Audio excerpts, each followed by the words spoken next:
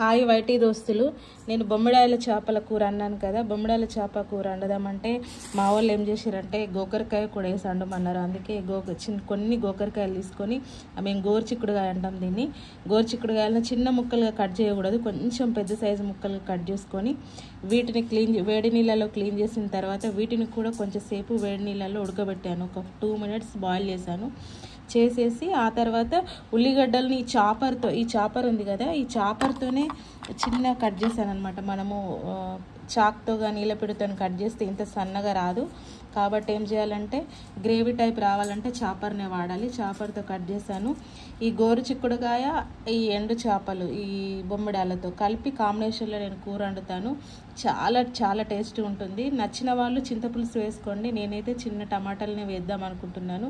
చిన్న టమాటాలు అంటే ఏం కాదు, చెర్రీ టమాటాస్ అనమాట. మా ఊరిలో దొరుకుతాయి, రామలక పళ్ళు అంటాం. వాటితో ఈ కూర చేస్తున్నాను. చాలా చాలా టేస్ట్గా ఉంటుంది. మీరు కూడా ఒకసారి ట్రై చేయండి.